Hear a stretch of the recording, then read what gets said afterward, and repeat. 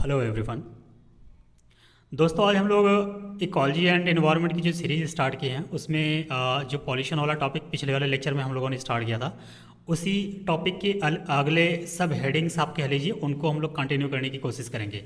तो लास्ट वाले लेक्चर में हम लोगों ने क्या देखा था? पॉल्यूशन के बारे में थोड़ा सा जाना था, पॉल्यूशन और इसके टाइप्स के बारे में। ओके, इसके बाद हम लोगों ने जो इसका सब हेडिंग था पहला वाला वो था आपका एयर पॉल्यूशन, उसको देखा था। Okay, air pollution. आज हम लोग स्टूडेंट इसी इसी पर्टिकुलर टॉपिक को यानी जो पॉल्यूशन का है इसी को कंटिन्यू करेंगे और इसके कुछ और टाइप्स के जो पॉल्यूशन होते हैं उनके जो क्वेश्चन है उनको सॉल्व करने की कोशिश करेंगे। तो आज का जो टॉपिक है उसमें से मुख्य रूप से आप देख पा रहे होंगे कि एसिड रेन है। ये बहुत ही इंपॉर्टेंट टॉपिक है, ये चाहे यूपीएससी हो चाहे कोई भी स्टेट या एग्ज़ाम हो, ये पॉइंट आपको मतलब इससे रिलेटेड सवाल आपको देखने को मिल ही जाते हैं। ओके, तो एसिड रेन के बारे में थोड़ा सा जानेंगे। इसके बाद हम लोग कुछ वाटर पॉल्यूशन से संबंधित सवाल को सॉल्व करेंगे, फिर साउंड पॉल्यूशन से रिलेटेड, फिर फाइनली हम लोग सॉयल पॉल्यूशन से रिलेटेड सवालों को देखेंगे एक एक करके। ओके, तो स्टार्ट करने से पहले थोड़ा सा हम लोग ये जान लेते हैं कि जो आज का टॉपिक है एसिड रेन, ये होता क्या है। तो एसिड रेन बेसिकली स्टूडेंट जब कोई आप समझिए कि गाड़ी चलाते हैं लोग तो जो धुआं निकलता है या जो इंडस्ट्री में इंडस्ट्रियों से निकलने वाले धुएं होते हैं, बेसिकली एक तरीके के एयर पॉल्यूटेंट, वो जब उनमें जो कुछ गैसेज होती हैं, जैसे कि अगर मेजॉरिटी के तौर पे देखा जाए तो sulphur dioxide and nitrogen oxide. Okay, nitrogen oxide और सल्फर डाइऑक्साइड का इसमें बहुत ही ज़्यादा रोल होता है, किसमें? एसिड रेन में। जब कोई इंडस्ट्री से निकलने वाला धुआं या पॉल्यूटेंट या किसी मोटर व्हीकल से निकलने वाला धुआं या मतलब पॉल्यूटेंट जो वही है, ये जब ऊपर की तरफ बढ़ता है तो बेसिकली ये ऊपर जाने के बाद वाटर से रिएक्शन करने के बाद बेसिकली जब ये बारिश होती है वापस, तो ये जब आता है तो ये काफ़ी मतलब इसकी पीएच वैल्यू जो है वो काफ़ी ज़्यादा घट चुकी होती है। यानी कहने का मतलब ये है कि जब अम्लीय वर्षा का मतलब यही होता है कि कोई भी ऐसी बारिश जो सामान्य बारिश से ज़्यादा एसिडिक हो, यानी कहने का मतलब है कि it is more acidic than normal rain. Okay, तो कहने का मतलब है कि जो नॉर्मल रेन होती है उससे जो एसिड रेन होता है इसकी पीएच वैल्यू काफ़ी ज़्यादा देखने को मिलती है। कितनी ज़्यादा होती है, यानी कहने का मतलब ये है कि पीएच वैल्यू एसिड रेन की अगर बात किया जाए कितना होगा, तो ये लगभग आपको देखने को मिलेगा 5 से कम, यानी 5.6 से पीएच से कम मिलेगा। ओके, पीएच वैल्यू की बात कर रहा हूँ मैं, कितना? Less than 5.6। ओके, तो ये आपका हो गया एसिड रेन। एसिड रेन की अगर और बात किया जाए तो ये बेसिकली जो क्लाउड होता है ना, बादल, बादल में सल्फर डाइऑक्साइड जो पॉल्यूटेंट होता है उनके रिएक्शन से भी बनता है। तो ये कई तरीके की चीज़ हार्मफुल होती है। बेसिकली ये आप समझिए कि इन्वायरमेंट के लिए भी ये हानिकारक होती हैं, एनिमल के लिए भी हानिकारक होती हैं, जो आप समझिए प्लांट्स होते हैं उनके लिए भी ये काफ़ी हानिकारक होती हैं। तो एसिड रेन जब बारिश होती है, बारिश के शुरुआती जो फर्स्ट शावर आप कह लीजिए, उस दौरान जो बारिश होती है वो मुख्य रूप से एक तरीके का एसिड रेन ही होता है, क्योंकि उस समय जो एटमॉस्फेयर में पॉल्यूटेंट होते हैं वो बिखरे होते हैं। तो जब पहली बारिश होती है ना तो वो उनसे मिक्स होके ज़मीन पे गिरते हैं, तो जिससे कि सॉयल पॉल्यूशन भी होने के चांसेस इसमें देखने को मिलते हैं। तो उस दौरान अगर कोई बाहर जा रहा है तो अगर उसकी स्किन पे वो बारिश पड़ी है तो मतलब अगर आपको एलर्जी है तो आपको मतलब काफ़ी नुकसानदेह हो सकता है। तो बेसिकली एसिड रेन के बारे में हम लोग थोड़ा सा सवाल देखेंगे और इसके बाद हम लोग इस कॉन्सेप्ट को और समझने की कोशिश करते हैं। तो देखते हैं कि इससे सवाल क्या आए हुए हैं। आज का पहला सवाल है स्टूडेंट, कह रहा है कि given below are two statement, दो स्टेटमेंट दे रखा है, एक असर्शन है आपका, एक है आपका रीजन। ओके, एक है आपका असर्शन, एक है आपका रीजन। क्या कह रहा है? असर्शन कह रहा है कि carbon dioxide, sulphur dioxide and nitrogen dioxide gases gets dissolved in rain water and produce acid rain. बिल्कुल सही बात है। क्यों? क्योंकि मैंने अभी आपको बताया कि कोई भी इंडस्ट्रियल एरिया है या कोई भी इंडस्ट्री से अगर कोई गैस रिलीज हो रही है तो वो ऊपर की तरफ जाएगी, वो बारिश से मतलब वहाँ पे जाएगी और ये बेसिकली रेन वाटर में डिज़ोल्व हो जाएगी। यानी अगर बारिश हो रही है तो उनमें ये उससे कंबाइंड होकर ये डिज़ोल्व हो गई। डिज़ोल्व होने के बाद जब ये वापस गिरती है तो इसकी जो पीएच वैल्यू होती है वो काफ़ी बढ़ चुकी होती है। ओके, तो पीएच वैल्यू बढ़ जाने के कारण ये नॉर्मल बारिश की जगह ये एसिड रेन के रूप में बारिश होने लगती है, एसिड रेन। तो असर्शन की अगर बात करें तो असर्शन आपका करेक्ट है। रीजन की अगर हम लोग बात करें तो atmospheric air is polluted due to high concentration of gases like carbon dioxide, sulphur dioxide and oxide of nitrogen. तो बिल्कुल सही बात है। क्यों? क्योंकि मैंने आपको बताया कि जो ये sulphur dioxide and oxide of nitrogen होते हैं, इनका इसमें बहुत ज़्यादा रोल देखने को मिलता है। ओके, तो इस वजह से रीजन भी आपका करेक्ट है। तो इस हिसाब से अगर देखें तो इसका करेक्ट आंसर आपका हो जाएगा both A and R are true and R is correct explain, क्योंकि ये इसको करेक्टली एक्सप्लेन भी कर रहा है। क्योंकि यहाँ पे देख पा रहे होंगे आप एक एसिड रेन की बात कर रहा है और ये भी आपका एसिड रेन से ही संबंधित है। ओके, तो बेसिकली जो रीजन है वो असर्शन को ट्रूली आप कह लीजिए करेक्टली एक्सप्लेन भी कर रहा है। तो इसका करेक्ट आंसर आपका हो जाएगा ऑप्शन नंबर ए। अगले सवाल पे चलते हैं। अगला सवाल क्या है स्टूडेंट कि acid rain is due to air pollution by, acid rain जो है due to air pollution by carbon dioxide, carbon monoxide, methane या nitrous oxide and sulphur dioxide. तो एसिड रेन की अगर बात करें तो जब भी आपको sulphur dioxide and nitrogen oxide की बात हो तो आप समझिए कि एसिड रेन की बात कर रहा है। तो ये मुख्य रूप से उसमें देखने को मिलेगा। तो इस हिसाब से आपका करेक्ट आंसर हो जाएगा ऑप्शन नंबर डी। यही जो सल्फर डाइऑक्साइड है, नाइट्रोजन ऑक्साइड है, ये आगे चल के जब रिएक्शन करते हैं तो ये sulphuric acid H2SO4 plus nitric acid HNO3 में कन्वर्ट हो जाते हैं। चाहे ऑप्शन में आपके sulphur dioxide plus nitrogen oxide आ जाए, चाहे आपका sulphuric acid and nitric acid आए, इसका नाम है आपका सल्फ्यूरिक एसिड। सल्फ्यूरिक एसिड बहुत ही हाईली स्ट्रॉन्ग एसिड होता है, ये एक हिसाब से इसी को तेजाब बोलते हैं। ये नाइट्रिक एसिड हो गया, इसको बोलते हैं नाइट्रिक एसिड। ओके, तो जब इस एसिड रेन की बात करेगा तो ये पॉइंट आप ध्यान में रखिएगा कि उसमें होता क्या है। तो बहुतायत रूप में मेजॉरिटी में आपको देखने को मिलेगा sulphuric acid and nitric acid. अगर ये ऑप्शन में इसकी जगह आपको sulphur dioxide and nitrogen oxide दे दे तो आपका ये भी ऑप्शन जो होगा वो करेक्ट हो जाएगा। ओके, तो इस हिसाब से देखें तो इस सवाल का करेक्ट ऑप्शन आपका ऑप्शन नंबर 2 है। अगले सवाल पे चलते हैं। ये कह रहा है कि which of the following countries suffer from acid rains. Okay, तो एसिड रेन से इन चारों जो कंट्रीज को दे रखा है वो कौन से हैं जो सफ़र करते हैं। तो कनाडा हो गया, फ्रांस हो गया, नॉर्वे हो गया, जर्मनी हो गया। तो नॉर्वे की अगर बात करें तो Norway one of the most आप कह लीजिए कि सफरिंग कंट्री है किससे, एसिड रेन से। तो 3 तो ऑप्शन में होगा तो होगा। ओके, तो 3 इसमें नहीं है, ये चला गया ऑप्शन। कनाडा की अगर बात करें तो कनाडा में भी होता है।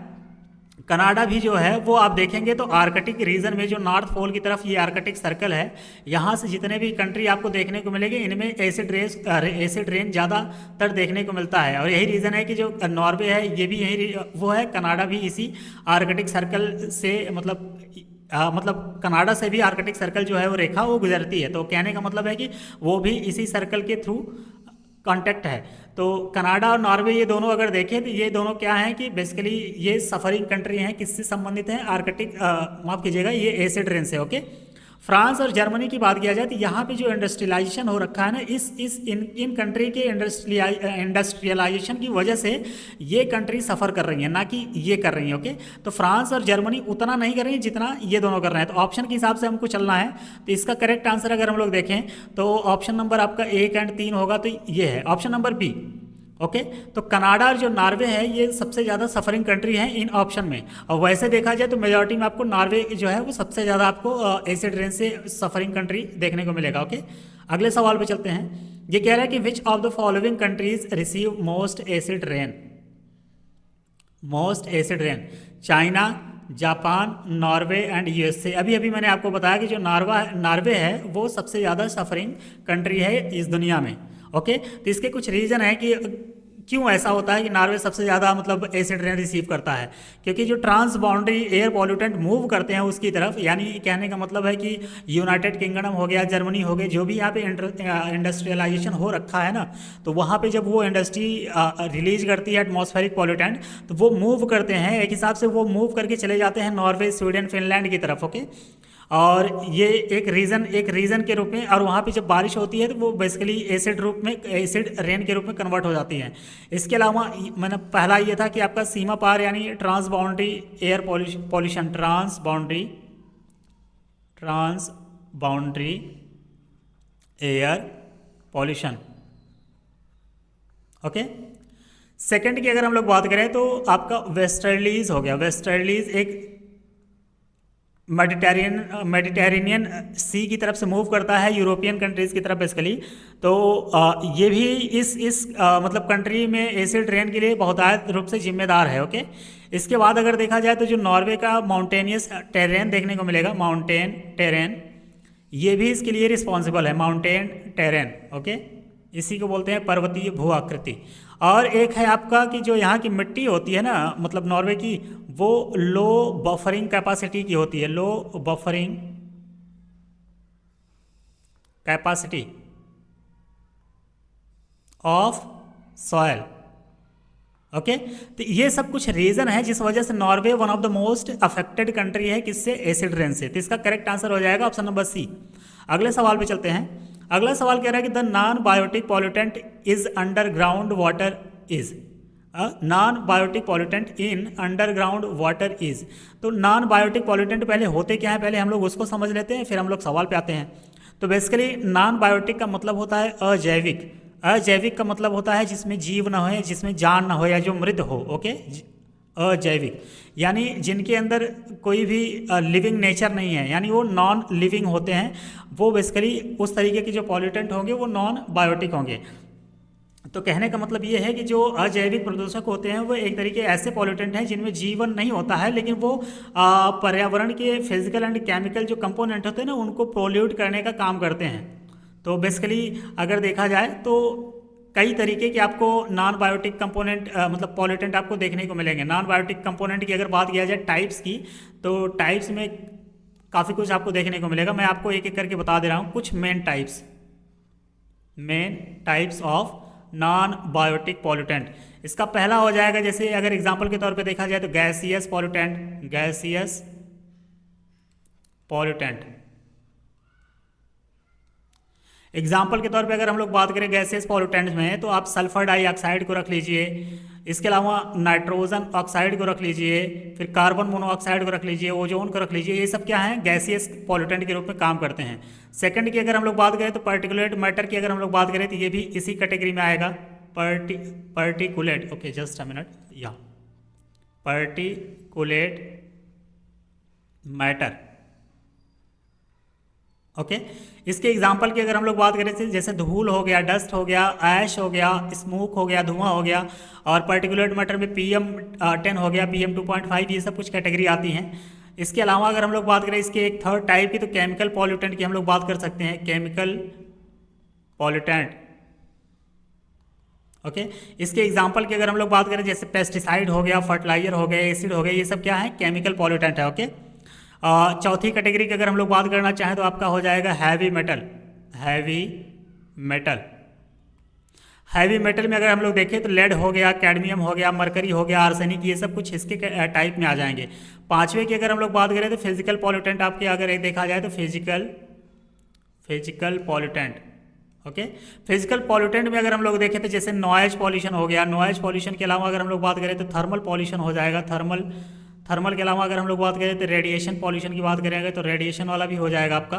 तो ये कुछ टाइप हैं किसके, नॉन बायोटिक पॉल्यूटेंट के, यानी इनके अंदर जान आपको देखने को नहीं मिलेगा। ओके, तो अगर इस हिसाब से देखें कि जिसके अंदर जान नहीं होगा वो पॉल्यूटेंट, तो आपको हम लोग ऑप्शन को एलिमिनेट करते हैं, फिर आंसर तक पहुँचने। बैक्टीरिया की अगर बात करें तो बैक्टीरिया में जान होता, तो ये तो नॉन बायोटिक नहीं होगा। एल्गी की बात करें तो इसमें भी होता है, वायरस में भी नहीं होता है। आर्सेनिक जो है आपका एक नॉन बायोटिक पॉल्यूटेंट है, और किस कैटेगरी में अगर ये देखने को आएगा तो बेसिकली अगर आर्सेनिक की बात करें तो ये हैवी मेटल वाली कैटेगरी में आएगा। ओके, तो इसका आंसर करेक्टली हो जाएगा आपका ऑप्शन नंबर सी। अगले सवाल पे चलते हैं। अगला कह रहा है कि the arsenic contamination of drinking water is highest. Okay, ये सिंपली वो बात करना चाह रहा है कि जहाँ पे ड्रिंकिंग वाटर में सबसे ज़्यादा आपको आर्सेनिक का कंटामिनेशन आपको देखने को मिलेगा। ओके, तो उसकी बात कर रहा है। तो अगर हम यहाँ पे देखें एक एक करके, तो चेन्नई की बात कर रहा है, चेन्नई के बाद कानपुर के बाद कोलकाता है, एंड फाइनली मुंबई। ओके, तो आर्सेनिक कंटामिनेशन की अगर हम लोग बात करें तो बेसिकली देखा जा सकता है आपका कोलकाता यानी वेस्ट बंगाल में क्या है, आर्सेनिक सबसे ज़्यादा आपको देखने को मिलेगा। ओके, कोलकाता के अलावा अगर वेस्ट बंगाल के अलावा बात किया जाए तो ये तो इंडिया की रही बात। इंडिया में अगर भारत के बारे में पूछे तो आपका ये हो जाएगा कोलकाता, लेकिन अगर फॉरेन मतलब पूरे दुनिया की बात करेगा तो आपका आंसर हो जाएगा बांग्लादेश। बांग्लादेश में सबसे ज़्यादा आर्सेनिक कंटामिनेटेड वाटर आपको देखने को मिलेगा। और इंडिया की अगर बात करेगा तो ऑब्वियस बात है वो कोलकाता हो जाएगा। इसके अलावा अगर मैं आपको कुछ स्टेट बता दूं तो भारत में लगभग 7 ऐसे स्टेट हैं, 7 स्टेट ऐसे हैं जहां पे आपको आर्सेनिक कंटामिनेटेड वाटर आपको देखने को मिलेगा। ओके, जो पानी लोग पीते हैं उसमें आर्सेनिक की मात्रा आपको देखने को मिलेगी। एग्जाम्पल के तौर पे जैसे वेस्ट बंगाल तो है ही, इसके अलावा झारखंड हो जाएगा, झारखंड के अलावा बिहार हो जाएगा, बिहार के अलावा अगर मैं बात करूं तो यूपी हो जाएगा, यूपी के अलावा मैं बात करूं तो असम हो जाएगा, असम के बाद मणिपुर हो जाएगा, मणिपुर के अलावा अगर हम लोग बात करें तो छत्तीसगढ़। ये 7 स्टेट ऐसे हैं भारत में जहां पे आपको यहाँ के ड्रिंकिंग वाटर में आर्सेनिक की मात्रा देखने को मिलेगी। ओके, तो उम्मीद करते हैं ये पॉइंट आपको समझ में आएगा। अगले सवाल पे चलते हैं। अगला सवाल करें कि the problem of water pollution with arsenic is maximum in, तो हरियाणा, राजस्थान, मध्य प्रदेश या वेस्ट बंगाल। तो इसका करेक्ट आंसर हो जाएगा West Bengal, option number D इसका करेक्ट हो जाएगा, क्योंकि वहाँ पे आर्सेनिक कंटामिनेटेड वाटर बहुत ज़्यादा आपको देखने को मिलेगा। अगले सवाल पे चलते हैं। अगला सवाल कह रहा है कि which country has natural arsenic water contaminated, यानी वो कौन सा देश है जहाँ पे नेचुरली जो आर्सेनिक वाटर कंटामिनेशन देखने को मिलेगा। बांग्लादेश, पाकिस्तान, श्रीलंका एंड भूटान। तो ये जनरली जो है बांग्लादेश, मैंने आपको बता ही दिया है कि बांग्लादेश जो है भारत मतलब दुनिया में इकलौता इन द सेंस ये है कि सबसे ज़्यादा पॉल्यूटेड कंट्री है आर्सेनिक से रिलेटेड। ओके, अगले सवाल पे चलते हैं। अगला सवाल कह रहा है कि the highest chemical pollution is caused by industrial effluent, यानी कहने का मतलब है कि इन चारों ऑप्शन में लेदर इंडस्ट्री हो गया, पेपर इंडस्ट्री हो गया, रेयान इंडस्ट्री हो गया या टेक्सटाइल इंडस्ट्री हो गया, इन चारों इंडस्ट्री जो चारों ऑप्शन में चारों इंडस्ट्री दे रखा है। ये सवाल ये पूछ रहा है कि जो हाईएस्ट केमिकल पॉल्यूशन होता है जो कि इंडस्ट्रियों के द्वारा जो वेस्ट बाहर निकाला जाता है, इनमें से किसके द्वारा निकाला जाता है। ओके, तो इसमें अगर देखा जाए तो लेदर इंडस्ट्री जो है इन चारों ऑप्शन में अगर देखा जाए तो लेदर इंडस्ट्री सबसे ज़्यादा केमिकल को बाहर निकालता है। ओके, यानी लेदर इंडस्ट्री जो है वो हाईएस्ट केमिकल पॉल्यूशन क्रिएट करता है या कॉज करता है जो कि इंडस्ट्रियल इफ्लुएंट के द्वारा निकलता है। और लेदर इंडस्ट्री की अगर बात करें तो ये leather industry responsible for water and soil pollution both. It is responsible for water and soil pollution. Okay, ये पॉइंट आप ध्यान में रखिएगा, लेकिन सबसे ज़्यादा किससे होता है तो लेदर, ये भी आप ध्यान में रखिएगा। इसका correct answer option number A हो जाएगा। अगले सवाल पे चलते हैं। अगला सवाल कह रहा है कि which of the following is not related to air pollution. Okay, इनमें से कौन सा एयर पॉल्यूशन से रिलेटेड नहीं है। तो अगर एक एक करके हम लोग ऑप्शन की एलिमिनेट करने की बात करें, स्मॉग की अगर बात करें तो पिछले लेक्चर में हम लोगों ने देखा था कि स्मॉग जो है एक तरीके का एयर पॉल्यूटेंट है। स्मॉग में होता क्या है तो ये स्मोक, धुआं प्लस फॉग से मिलके बना होता है। ये पिछले लेक्चर में हम लोगों ने कवर कर रखा है। स्मॉग जो है एक तरीके का एयर पॉल्यूटेंट है, तो ये तो होगा। ओके, एसिड रेन की अगर बात करें तो एसिड रेन भी एक तरीके का क्या है, एयर पॉल्यूटेंट ही है। क्यों? क्योंकि एसिड रेन तभी होगा ना जब एटमॉस्फेरिक जो पॉल्यूटेंट होते हैं वो ऊपर की तरफ जाएंगे और बारिश में मिलेंगे, और यानी बारिश जब होती है तो उससे ये घुल के फिर क्या करते हैं, एसिड रेन करते हैं। ओके, तो ये भी एक तरीके का क्या है, एयर पॉल्यूशन है। यूट्रोफिकेशन की अगर हम लोग बात करें तो यूट्रोफिकेशन एक वाटर पॉल्यूटेंट कंडीशन है। ओके, यानी ये एक तरीके का वाटर पॉल्यूटेंट कंडीशन है, वाटर पॉल्यूशन या वाटर पॉल्यूशन कंडीशन आप समझ लीजिए। तो यूट्रोफिकेशन जो होता है ये वाटर पॉल्यूशन से रिलेटेड है, ना कि ये एयर पॉल्यूशन से रिलेटेड है। तो ये आपका क्या पूछा है, not related to air pollution, तो आपका करेक्ट आंसर हो जाएगा option number C, eutrophication. Eutrophication होता क्या है, तो बेसिकली जब आप समझिए कि कोई भी ऐसी प्रक्रिया होती है जहाँ पे एक्स्ट्रा जो न्यूट्रिएंट होते हैं वो मूव करके किसी वाटर बॉडी में पहुँच जाते हैं। वाटर बॉडी में कोई न्यूट्रिएंट्स अगर आ गया, वाटर बॉडी, तो वाटर बॉडी में जब ढेर सारे न्यूट्रिएंट्स आते हैं तो इसमें क्या होता है कि कुछ माइक्रो ऑर्गेनिज्म, फाइटोप्लैंक्टन्स, ये सब यहाँ पे रहते हैं। तो उनको जब प्रॉपर तरीके से न्यूट्रिएंट मिलता है तो काफ़ी तेज़ी से ग्रो कर जाते हैं, जिससे क्या होता है कि उस वाटर बॉडी में ऑक्सीजन की जो वैल्यू होती है, ऑक्सीजन का जो मात्रा होता है वो कम हो जाती है, जिससे क्या होता है कि उसमें जो माइक्रो ऑर्गेनिज्म होते हैं, छोटे छोटे जो मछलियाँ होती हैं, ये सब मर जाते हैं। ओके, तो ये रीज़न है। तो इसमें होता क्या है, अगर इसके कारण की बात किया जाए कि कैसे होता है, तो जो रन ऑफ फर्टिलाइजर होता है उससे होने के चांसेस होते हैं। इसके अलावा अगर आप बात करें तो सीवेज जो डिस्चार्ज हो रहा है उससे होने के चांसेस होते हैं। इसके अलावा जो इंडस्ट्रियल इफ्लुएंट्स होता है उससे होने के चांसेस होते हैं। लेकिन अगर इसके इफेक्ट की बात किया जाए, यानी इसका प्रभाव क्या है, मैंने कारण तो आपको बता दिया कि किस किस से होता है, तो इसकी अगर हम लोग प्रभाव की बात करें या इसके इफेक्ट की बात करें तो इसमें क्या हो जाएगा इस कंडीशन में कि एलगल ब्लूम हो जाएगा, यानी बहुत ढेर सारी एलगी वहाँ पे आ जाएंगी और उससे क्या होगा कि जो प्रकाश होगा, लाइट होगा, वो पूरे वाटर बॉडी में बहुत कम पहुँच पाएगा। तो वहाँ पर जो रहने वाले, वहाँ पर यूँ समझिए कि जो ऑक्सीजन की मात्रा होगी वो भी कम हो जाएगा। तो इसका परिणाम क्या हो जाएगा, परिणाम फाइनली ये हो जाएगा कि जो उनमें माइक्रो ऑर्गेनिज्म हैं या उनमें जो मछलियाँ होती हैं वो डेड कर जाएंगी, मर जाएंगी। उनमें जो जलीय बायोडाइवर्सिटी है उनमें कमी देखने को मिलेगी। जो वहाँ पे वाटर की क्वालिटी है, उनकी गुणवत्ता या उनके आप समझिए कि जो क्वालिटी है उनमें गिरावट देखने को मिलेगा। तो कुछ ये कंडीशन होती है यूट्रोफिकेशन में। ओके, और ऑप्शन नंबर डी क्या कह रहा है कि एस्बेस्टोसिस। एस्बेस्टोसिस एक तरीके का रोग होता है और ये एस्बेस्टस एक मिनरल होता है, उसके प्रेजेंस में जब ये एयर में लंबे समय तक रहता है और इंसान उसके कांटेक्ट में रहता है तो उसको होने के चांसेस होते हैं। तो ये किससे होता है, ये एस्बेस्टस से होता है जो कि एक मिनरल है। ओके, तो इसका करेक्ट आंसर आपका हो जाएगा ऑप्शन नंबर सी, यूट्रोफिकेशन, क्योंकि ये एक तरीके का वाटर पॉल्यूशन से संबंधित कॉन्सेप्ट है, ना कि ये एयर पॉल्यूटेंट से रिलेटेड है। ओके, अगले सवाल पे चलते हैं। अगला सवाल कह रहा है स्टूडेंट कि अ water body having high BOD indicates that it waters is. High BOD का मतलब होता है, पहले आप बीओडी होता क्या है इसको समझते हैं, फिर आगे हम लोग हाई और लो के बारे में बात करेंगे। बीओडी का मतलब होता है biological oxygen demand. Okay, biological oxygen demand, इसे हम लोग शॉर्टकट में BOD कहते हैं। ओके, तो बायोलॉजिकल ऑक्सीजन डिमांड होता क्या है, तो बेसिकली कहने का मतलब है कि ये हमें ये बताता है बायोलॉजिकल ऑक्सीजन डिमांड की किसी भी वाटर बॉडी में जो ऑर्गेनिक मैटर प्रेजेंट है उनकी अमाउंट कितनी है। यानी कहने का मतलब ये है कि जो भी कोई वाटर बॉडी अगर होगी तो उसमें जितना ज़्यादा आपका ऑर्गेनिक मैटर प्रेजेंट रहेगा उसका BOD उतना ही ज़्यादा देखने को मिलेगा। ओके, तो BOD जितना मतलब ऑर्गेनिक मैटर जितना ज़्यादा प्रेजेंट होगा तो इसका मतलब ये है कि वो उतना ही ज़्यादा पॉल्यूटेड होगा, यानी उतना ही उसमें गंदगी भरी पड़ी है। तो इस कॉन्सेप्ट के थ्रू अगर हम लोग समझे तो दो तरीका निकल सकता है, या दो पॉइंट यहाँ से बहुत ज़रूरी निकल सकते हैं कि अगर किसी भी वाटर बॉडी में जो BOD है वो लो हो, यानी आप यूँ समझिए कि लो BOD अगर होगा, इसका मतलब क्या होगा, इसका मतलब ये होगा कि ये दर्शाता है कि जो वहाँ की उस वाटर बॉडी की जो वाटर क्वालिटी है वो गुड है, यानी गुड क्वालिटी ऑफ वाटर कह लीजिए, good quality of water.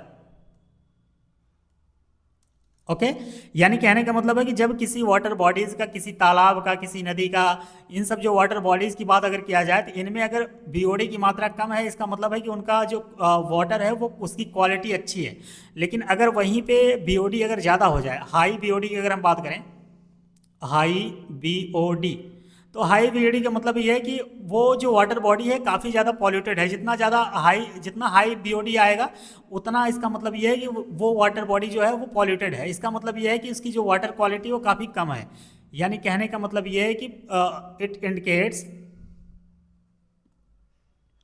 Indicates polluted water. Polluted water का मतलब ये है कि वहाँ पे बहुत ज़्यादा गंदगी भरी पड़ी है। Okay, polluted water.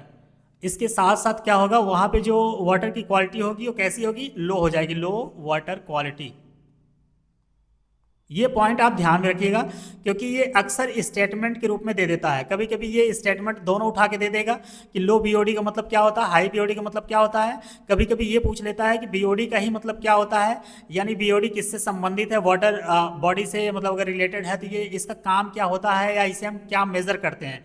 तो बेसिकली इससे मतलब हम मेज़र वही करते हैं कि किसी भी मतलब वाटर बॉडी में किसी भी एरोबिक जो माइक्रो ऑर्गेनिज्म होते हैं उनमें डिजॉल्व जो ऑक्सीजन होती है उसको उसके ज़रूरत के लिए जितना वो ऑर्गेनिक मैटर को डिकम्पोज कर सके उसी चीज़ को क्या बोलते हैं, बायोलॉजिकल ऑक्सीजन डिमांड। यानी it is the amount of dissolve oxygen required by aerobic micro organism to decompose organic matter present in water over a specific period of time. Okay.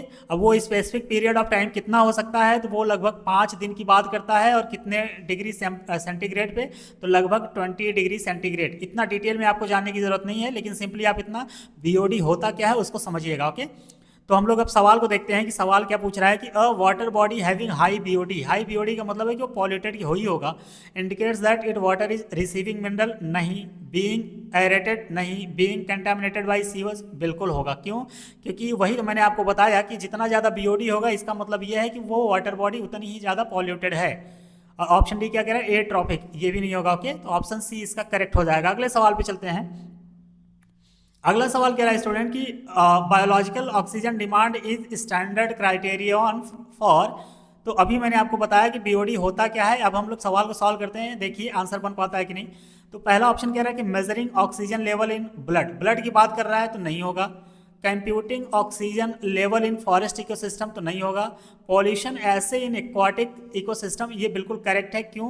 क्योंकि मैंने बताया कि ये वाटर बॉडी से संबंधित है, और उसमें कितना ज़्यादा आपकी गंदगी देखने को मिल रही है उससे क्या मेजर करते हैं, बीओडी के द्वारा मेजर करते हैं। ओके, ऑप्शन डी क्या कह रहा है, assessing oxygen level in high altitude region, ये भी आपका गलत हो जाएगा। तो इसका करेक्ट आंसर आपका हो जाएगा ऑप्शन नंबर सी।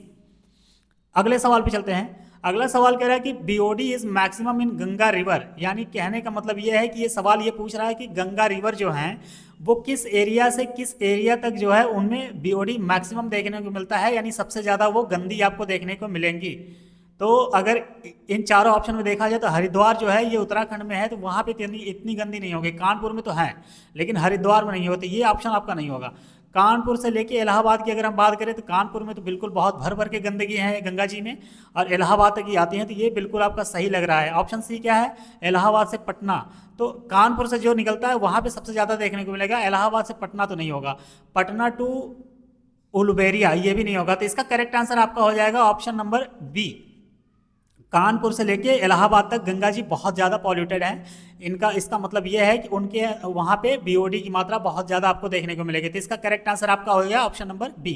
अगले सवाल पे चलते हैं। ये कह रहा है कि which of the following rivers is called biological desert on accounts of its pollutants. Okay, तो इन चारों की बात कर रहा है, यमुना रिवर, पेरियार रिवर, दामोदर, महानदी। तो इन चारों में से पूछ रहा है कि किसको बायोलॉजिकल डिजर्ट कहा जाता है क्योंकि वो बहुत ज़्यादा गंदी है। तो इसका करेक्ट आंसर हो जाएगा दामोदर। दामोदर रिवर जो है ये वेस्ट बंगाल की शोरो ऑफ बंगाल भी इनको कहा जाता है। ये वेस्ट बंगाल में फ्लो करती हैं, इसके साथ साथ ये झारखंड में भी फ्लो करती हैं। इन्हीं को ये शोरो ऑफ बंगाल कहा जाता है क्योंकि ये बारिश के समय काफ़ी अपना रूट चेंज करती रहती हैं और वहाँ पे बाढ़ काफ़ी लाती हैं। इसके बाद इसमें जो दामोदर होती है झारखंड से काफ़ी ज़्यादा जो माइंस या अलग अलग जो इंडस्ट्रीज़ हैं वो अपने गंदगियों को रिलीज़ करते हैं, एफ्लुएट करते हैं।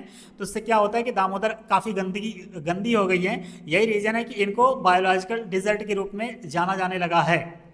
तो इसका करेक्ट आंसर आपका हो जाएगा ऑप्शन नंबर सी।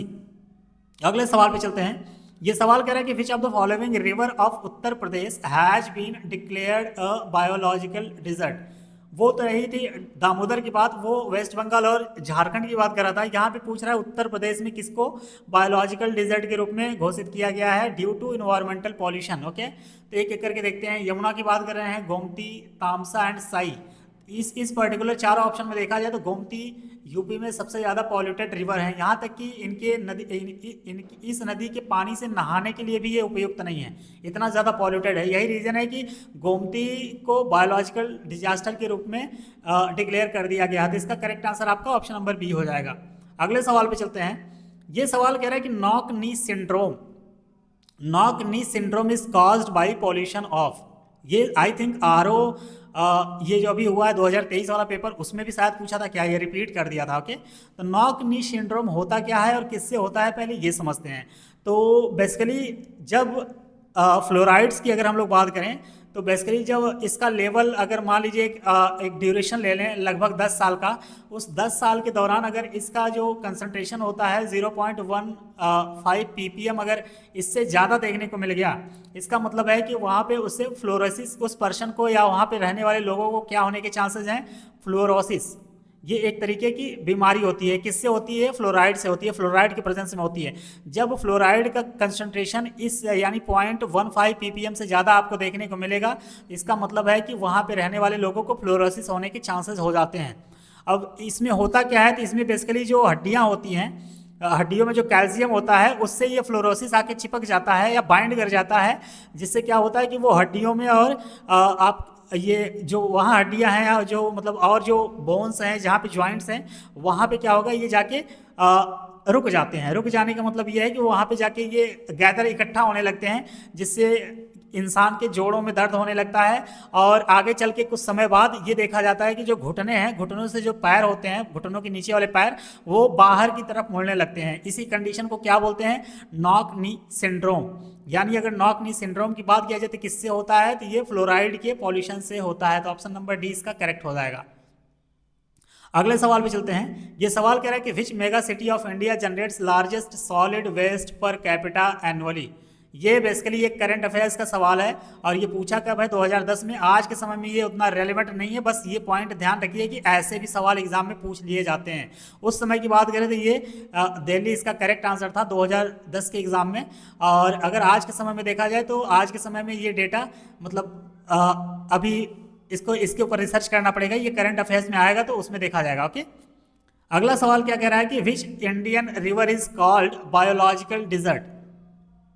अभी हम लोगों ने देखा कि दो दो रिवर की बात किया। एक था आपका गोमती जो कि लखनऊ यानी उत्तर प्रदेश में है, एक है आपका दामोदर, दामोदर एंड गोमती।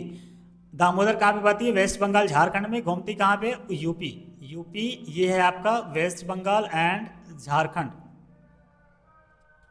तो बेसिकली क्या सवाल पूछ रहा है कि बायोलॉजिकल डिजर्ट किसको कहा जाता है।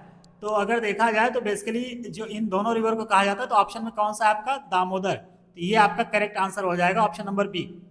अगले सवाल पे चलते हैं। ये सवाल क्या पूछ रहा है स्टूडेंट कि which of the following units is used to measure noise pollution.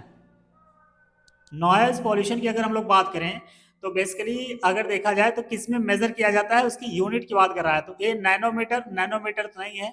Decibel, बिल्कुल ये डेसिबल जो होता है ये साउंड या नॉइज की यूनिट होती है। ओके, तो इसका ऑप्शन नंबर बी आपका करेक्ट हो जाएगा। हर्ट्ज की अगर बात करें तो ये फ्रिक्वेंसी का यूनिट होता है, फ्रिक्वेंसी। ओके, तो इसका करेक्ट आंसर आपका ऑप्शन नंबर बी हो जाएगा। अगले सवाल पे चलते हैं। सवाल क्या कह रहा है कि which of the following is the reason behind the maximum noise pollution. इन चारों ऑप्शन में पूछ रहा है कौन सा है जो कि सबसे ज्यादा नॉइज पॉल्यूशन क्रिएट करता है, हैवी ट्रैफिक या इलेक्शन मीटिंग या रॉक म्यूजिक या जेट फ्लाइट। अगर यहाँ पे देखा जाए तो जो जेट फ्लाइट है वो सबसे ज्यादा आपको नॉइज पॉल्यूशन करते हुए दिखेगा। तो इसका करेक्ट आंसर आपका ऑप्शन नंबर डी हो जाएगा। अगले सवाल पे चलते हैं। यहाँ पे कुछ हम ये समझ लेते हैं कि ये पर्टिकुलर एक साउंड की रेंज होती है। एक बार पीसीएस में ये सवाल पूछ लिया था कि बेसिकली कि किस रेंज से किस रेंज तक इन चार ऑप्शन देके मैच कराने को बोल दिया था। तो एक बार हम लोग थोड़ा इस चार्ट को देख लेते हैं क्योंकि ये हमारे लिए इंपॉर्टेंट है। अगर हम लोग रस्टलिंग की बात करें, रस्टलिंग का मतलब होता है कि सरसराहट या हल्की आवाज। ओके, जो कि पत्तियों की अगर बात करें तो सरसराहट वहां पे देखने को मिलती है। यहाँ पे रस्टिंग हो गया। विस्परिंग की अगर हम लोग बात करें तो विस्परिंग का मतलब होता है फुसफुसाना, इसका मतलब होता है फुसफुसाना। और रस्टिंग की अगर बात करें तो ये होती है सरसराहट,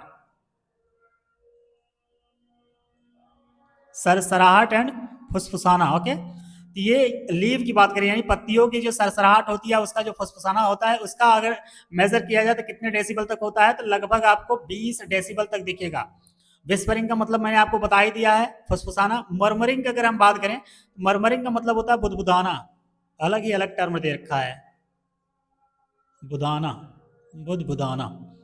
या धीमी आवाज में बात करना, धीमी आवाज में बात करना या उसी को बुदबुदाना कहते हैं। ओके, तो विस्परिंग या बुदबुदाने की अगर मर्मरिंग की बात करें तो ये लगभग 30 डेसिमल तक की रेंज को कहते हैं। रूम नॉइज की अगर बात करें तो ये 40 डेसिमल तक रेंज कवर करता है। नॉर्मल जो हम लोग कन्वर्सेशन करते हैं, आपस में बात करते हैं, वो लगभग 60 डेसिमल तक ये रेंज होती है। ट्रक का जो साउंड होता है वो लगभग 80 से 85 डेसिबल तक होता है। जेट इंजन का जो साउंड होता है वो 120 डेसिबल तक होता है। लैंडिंग ऑफ जेट प्लेन्स की अगर बात करें तो 150 डेसिबल तक होता है। रॉकेट इंजन सबसे ज्यादा होता है, लगभग 180 डेसिबल। तो ये चार्ट आप लोग थोड़ा सा ध्यान रखिएगा, ये चार्ट में से कभी कभी सवाल पूछ लेता है, तो इस पॉइंट को आप ध्यान रखिएगा। अगले सवाल पे चलते हैं। अगला सवाल कह रहा है स्टूडेंट कि which of the following represents the decibel level of rusting of tree leaves. यहाँ रस्टिंग दे रखा है, ये रस्टलिंग होगा। रस्टिंग का मतलब होता है जंग लगना, लेकिन यहाँ रस्टलिंग का मतलब होता है सरसराहट। ओके, तो ये टर्म आपका गलत है, ये होगा। तो rustling of tree leaves in normal circumstances, अभी हम लोगों ने देखा कि जो रस्टलिंग ऑफ ट्री लीव्स होता है उसका जो रेंज है वो 20 डेसिबल तक है। इसका मतलब ये करेक्ट आंसर इसका क्या हो जाएगा, ऑप्शन नंबर बी। अगले सवाल पे चलते हैं। अगला सवाल कह रहा है कि green muffler is related to, पहले हम ये समझ लेते हैं कि ग्रीन मफलर आखिर होता क्या है, फिर हम लोग सवाल पे आते हैं। तो ग्रीन मफलर बेसिकली एक तरीका होता है, जैसे एग्जांपल के तौर पे हम लोग बात करें, ये कोई सड़क जा रही है, मान लीजिए ये 4 लेन हाईवे है, नेशनल हाईवे आप समझ लीजिए, समझने के लिए हम लोग समझने के लिए तो कुछ भी एग्जांपल ले सकते हैं। नेशनल हाईवे है ये, मान लीजिए। तो इसमें होता क्या है कि नेशनल हाईवे जब पे कोई गाड़ियां चलती है तो काफी ज्यादा साउंड देखने को मिलता है, साउंड क्रिएट होता है यहाँ पे। तो ये साइंटिफिकली एक तरीका होता है कि यहाँ पे जो है ना, इनके चारों तरफ ग्रीनरी फैला दी जाए, यानी ग्रीन प्लांट लगा दिए जाएं। तो इससे क्या होगा कि जो ग्रीन प्लांट लगाया जा रहा है, इससे क्या होगा कि जो साउंड यहाँ पे क्रिएट हो रहा है, ये साउंड, ये जो ग्रीन प्लांट होते हैं ये ऑब्जर्व करते हैं। Green plant, green plant observe sound.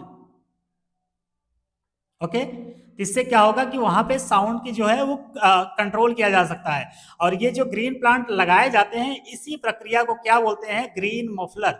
तो ग्रीन मफलर एक तरीके का साउंड, आप कह लीजिए कि साउंड पॉल्यूशन को कंट्रोल करने का एक मेथड है। तो यहाँ पे क्या पूछ रहा है कि green muffler is related to soil pollution, नहीं। एयर पॉल्यूशन, नहीं। नॉइज पॉल्यूशन या साउंड पॉल्यूशन, बिल्कुल ये करेक्ट ऑप्शन आपका हो जाएगा, option number C, noise pollution, या इसी को आप साउंड पॉल्यूशन भी कह सकते हैं। वाटर पॉल्यूशन की बात करता नहीं। तो ग्रीन मफलर जो सड़क के किनारे पौधे लगे होते हैं, बेसिकली एक मैनर में लगे होते हैं, ऐसा नहीं कि कहीं लगा दीजिए वो ग्रीन मफलर की कैटेगरी में आ जाएगा। एक तरीके से लगाया जाता है, तो 4-5 रोज में लगाया जाता है, जिससे क्या होता है कि वो साउंड पॉल्यूशन को कंट्रोल करने का काम करता है। लेकिन ये एयर पॉल्यूशन को भी थोड़ा थोड़ा कंट्रोल करता है, लेकिन मेजोरिटी में ग्रीन मफलर मुख्य रूप से नॉइज या साउंड पॉल्यूशन को कंट्रोल करने के लिए लगाया जाता है। अगले सवाल पे चलते हैं। अगला सवाल कह रहा है स्टूडेंट कि indiscriminate use of fertilisers has led to, यानी बहुत ढेर सारा अगर हम लोग मनमानी तरीके से फर्टिलाइजर का यूज करें, तो वो पूछ रहा है कि इनमें से, इन चारों ऑप्शन में से क्या हो सकता है। सॉयल पॉल्यूशन हो सकता है, वाटर पॉल्यूशन, एयर पॉल्यूशन, या ऑल ऑफ दिस एबव। तो अगर हम फर्टिलाइजर का यूज करते हैं, एग्जाम्पल के तौर पर हम लोग समझते हैं फर्टिलाइजर। फर्टिलाइजर को हम लोग सबसे पहले क्या कहते हैं, जमीन में डालते हैं, क्रॉप में, मतलब जमीन हो गया, या लैंड की बात करें ये, या सॉयल की बात करें, तो ये बेसिकली एक तरीके का केमिकल ही तो है। जब केमिकल है तो ये सॉयल के पॉल्यूशन में हेल्प करेगा, तो बिल्कुल करेगा, यानी ये पहला सही हो गया। अब जो फर्टिलाइजर वो बना होता है, तो बेसिकली ये किससे बना होता है, तो ये नाइट्रोजन गैस इसमें बहुत ज्यादा देखने को मिलती है। इसके अलावा ये फास्फोरस इसमें बहुत देखने को मिलता है। तो ये एक तरीके की गैस है। जब आप फर्टिलाइजर का उपयोग करेंगे जमीनों में या सॉयल में किसी क्रॉप को इम्प्रूवमेंट के लिए, तो इससे जो गैस निकलेंगी वो क्या करेंगी, ऊपर की तरफ जाएंगी और एटमॉस्फेयर को या एयर को पॉल्यूट करेंगी। तो ये एक तरीके की एयर पॉल्यूशन की कैटेगरी को भी मर्ज करता है। इसके अलावा अगर देखा जाए तो बहुत ज्यादा अगर फर्टिलाइजर का उपयोग कर लिया जाए, तो अगर बारिश हो गई, वो फर्टिलाइजर जाके किसी वाटर बॉडी में इकट्ठा होने लगा, तो जिससे क्या होगा, यूट्रोफिकेशन, इससे एल्गल ब्लूम होने के चांसेस होते हैं, मछलियां मरने के चांसेस होते हैं। तो ये एक तरीके का क्या हो जाएगा, वाटर पॉल्यूशन भी करेगा। तो यानी कहने का मतलब है कि ये तीनों करेगा। इसका करेक्ट आंसर आपका हो जाएगा all of this above, option number D. अगले सवाल पे चलते हैं। अगला सवाल कह रहा है कि असर्शन दे रखा है और रीजन। ओके, तो असर्शन क्या कह रहा है कि soil pollution is more dangerous as compare to industrial pollution, यानी असर्शन ये कह रहा है कि जो सॉयल पॉल्यूशन होता है वो इंडस्ट्रियल पॉल्यूशन के कंपेयर में ज्यादा खतरनाक होता है। तो ये स्टेटमेंट सही है गलत, उसको पहले हम लोग देखते हैं, पहले रीजन को समझ लेते हैं फिर। तो रीजन क्या कह रहा है कि fertilisers and pesticides enter into food cycle, या बिल्कुल ये सही बात है कि जो फर्टिलाइजर और पेस्टिसाइड होते हैं, जो भी हम लोग क्रॉप उगाते हैं, सपोज कि ये कोई पौधा है, इसमें हम लोग फर्टिलाइजर का अगर उपयोग करेंगे, बाद में जो इससे फल या फ्रूट जो भी क्रॉप उगेगा, तो उसको हम लोग जब खाएंगे, तो इससे जो केमिकल इसमें होते हैं इस फर्टिलाइजर में, ये क्या होगा, इस फूड क्रॉप में जाएंगे तो हमारे शरीर में ये फाइनली चले जाएंगे, तो हमारे शरीर को ये क्या करेंगे, नुकसान करेंगे। तो ये फर्टिलाइजर और पेस्टिसाइड हमारे फूड साइकिल में पहुंचते हैं, जिससे ह्यूमन की जो हेल्थ होती है वो नुकसानदायक हो जाती है, यानी खराब हो जाती है। तो ये रीजन तो बिल्कुल सही है। अब रीजन सही है, इसका मतलब ये है कि जो सॉइल पॉल्यूशन होता है वो इंडस्ट्रियल पॉल्यूशन से भी खराब होता है। इसलिए होता है क्योंकि ये डायरेक्ट हम इससे कंज्यूम कर लेते हैं फूड को। इंडस्ट्रियल पॉल्यूशन कहीं अलग रिवर में जाके आप कह लीजिए कि जहाँ पे इंडस्ट्री होगी हर जगह तो नहीं होगी, तो इसलिए इसका जो दायरा है इंडस्ट्रियल पॉल्यूशन का ये थोड़ा सा लिमिटेड है कंपेयर टू सॉइल पॉल्यूशन, क्योंकि सॉइल में हर जगह आज के समय में देखिए तो बहुत जगह हमेशा खेती की जा रही है और वहाँ पे फर्टिलाइजर का उपयोग किया जा रहा है। यही रीजन है कि जो सॉइल पॉल्यूशन है वो इंडस्ट्रियल पॉल्यूशन से ज्यादा खतरनाक है, तो इसका ये असर्शन भी आपका सही है। ओके।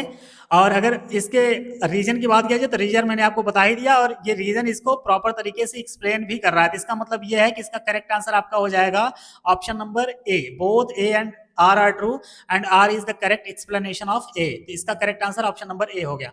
अगले सवाल पे चलते हैं। ये सवाल कह रहा है स्टूडेंट को what is the importance of crop rotation in the farming. Crop rotation की क्या इंपॉर्टेंस है, सवाल ये पूछ रहा है। तो सबसे पहले ये समझिए कि क्रॉप रोटेशन होता क्या है। क्रॉप रोटेशन, अगर क्रॉप रोटेशन की हम लोग बात करें स्टूडेंट की व्हाट इज क्रॉप रोटेशन, तो जो इसे हिंदी में हम लोग फसल चक्रण भी कह सकते हैं। ये एक तरीके का जो लैंड प्लॉट होते हैं ना उनमें अलग अलग फसलों को सेक्वेंसली कह लीजिए या क्रमानुसार बोने की एक विधि होती है, जिससे क्या होता है कि ऐसा करने के बाद जो उस पर्टिकुलर लैंड का जो सॉयल है उसकी जो हेल्थ होती है वो इम्प्रूव होती है, यानी जो मृदा स्वास्थ्य में सुधार होने के चांसेस होते हैं। तो बेसिकली क्रॉप जो रोटेशन है इट इज अ प्रैक्टिस, क्या है, it is the practice of planting, मैं लिख ही दे रहा हूं, practice of planting different crops sequentially on the same plot of land to improve soil health। Okay. कहने का मतलब है कि जो क्रॉप रोटेशन होता है एक तरह की प्रैक्टिस होती है। इसमें क्या होता है कि प्लांट अलग अलग तरीके के क्रॉप को उगाया जाता है एक ही प्लॉट एक ही लैंड प्लॉट पे। ओके। और इससे क्या होता है कि सॉयल इम्प्रूव हो जाता है, सॉयल का हेल्थ इम्प्रूव हो जाता है। तो सवाल क्या पूछ रहा है कि what is the importance of crop rotation in the farming. तो इसमें हम लोग देखें अगर तो इट इंक्रीजेज द प्रोडक्शन, तो बिल्कुल सही बात है, क्योंकि अलग अलग तरीके के क्रॉप उगाने से जब सॉयल का हेल्थ मतलब हेल्थ जो है वो इम्प्रूव होगा तो वो प्रोडक्शन भी बढ़ेगा। ऑप्शन बी क्या कह रहा है कि सॉयल फर्टिलिटी इज कंजर्व्ड। बिल्कुल सही बात है, क्योंकि जो सॉयल की फर्टिलिटी होती है इससे कंजर्व हो जाती है। अगर एक ही प्लॉट बार बार एक ही क्रॉप बार बार उगाते जाएंगे तो सॉयल के हेल्थ पे काफी आपको अफेक्ट देखने को मिलेगा और प्रोडक्टिविटी हो गया या उसकी जो हेल्थ होती है वो कम होने के चांसेस हो जाते हैं। इसी वजह से क्रॉप को हमेशा रोटेट किया मतलब रोटेट किया जाता रहता है, जिससे क्या होता है कि प्रोडक्शन भी बढ़ता रहता है, सॉयल की जो फर्टिलिटी है वो भी कंजर्व होती रहती है, इसके साथ साथ वहां पे सॉयल इरोजन होने के चांसेस कम हो जाते हैं। तो ये सारे जो पॉइंट दे रखा है सभी इसके सही हैं, तो ऑप्शन नंबर डी इसका सही हो जाएगा।